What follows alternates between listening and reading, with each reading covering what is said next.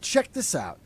So we were talking about this earlier, this New York Times Siena poll, which shocked the New York Times. Like they don't know what to do with it. They were trying to spin it, but the numbers were so great for Trump, they couldn't even spin the damn thing. Blacks, 22%. Uh, One number here that's a shocker. Did Biden make your life worse? Yes, minus 17. Did Trump make your life better? Yes, plus 18. What do you make of this, Michael Faulkender?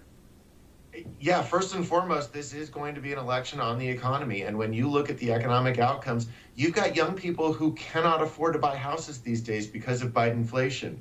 You have got all of the growth in the jobs report last week is again coming from government jobs or government paid for jobs. This is not an economy that is working for the American people. This is merely an economy that works for people here inside the Beltway who think that they know how to better run people's lives than leaving it to themselves and America's small businesses. And so they see it. They see that they are being left behind by the economy that has prices going up more than their wages.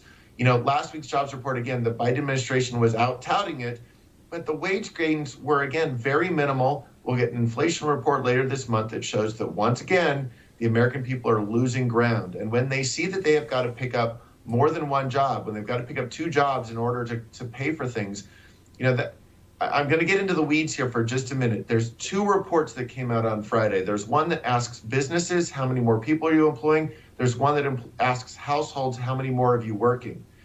The job gains were from asking the businesses. If you look at the households, there are fewer people working. So how can that be, right? Well, if you have fewer people working, but more jobs, it's because people are taking second jobs. In order to afford things under the Biden inflation environment that we're getting, people are having to work longer, they're having to work more jobs, and that's why people feel like they're worse behind, that they're left behind. So you've got higher prices, higher interest rates, less money in your pocket, and it's no wonder that when you ask people the pivotal questions are you better off than you were at the beginning of the administration, the American people are overwhelmingly saying no. You know, let's talk about that statistic a little bit. Businesses, are you hiring? And then are there more people in your household working? So the job creation are second part-time jobs. And that's what's under the radar screen here. How is this how significant is this? I mean, have you ever seen this before? I guess is my question, Michael. Yeah, I mean, the problem that we've got is the Bidens ran a $2 trillion deficit last year. So we're borrowing money everywhere. It's crowding out the private sector. And what you're seeing is that hiring is government jobs, things that are paid for by government, like public assistance and healthcare.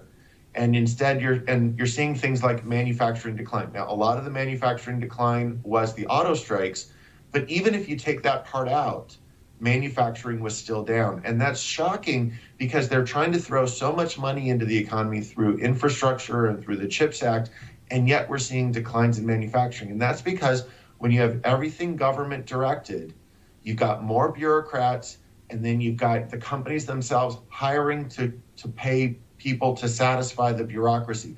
They're not out there creating more product. They're not out there delivering more service. They're not out there making the economy better for the American people. Instead, it's to satisfy Joe Biden's big government, and that's what's causing productivity to decline. We're not seeing improvements in the amount of things that people are making per hour of work, and ultimately, it's productivity that causes wages to go up more than inflation. We have got to get back to the kind of America First, Trump-style economy. We're going to empower the American people. We're going to defang the bureaucracy. We're going to let you decide what kind of car you want, what kind of energy you use, what kind of stove you buy, what kind of washing machine, and whether or not it actually cleans your clothes. We're not going to have the government telling businesses how to run their enterprises. We've got to get back to the American people making these decisions for themselves and their families and their fellow community members rather than big government. And so that's why, we have seen this before. When big government tries to take over, it was called the 1970s.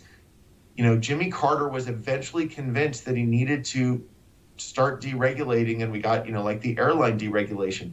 We once again, if we send power back to the American people, let businesses run themselves, stop the spending, we can turn this around.